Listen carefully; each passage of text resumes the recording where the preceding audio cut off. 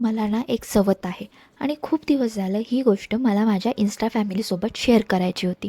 माझा नवरा पैसे असो किंवा वेळ, प्रेम असो किंवा प्रायोरिटी माझ्यापेक्षा जास्त तिथे स्पेंड करतो. आणि हे सगळं मला माहीत असूनही मी का राहते आहे माझ्या नवऱ्यासोबत हे मी सांगतेच.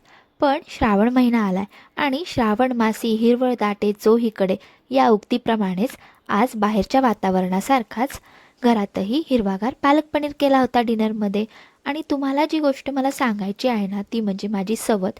तर माझी सवत आहे अहोंचं प्रोफेशन, त्यांचा बिझनेस. काय मग तुम्ही काय विचार केला होता मला कमेंटमध्ये नक्की सांगा बरं का.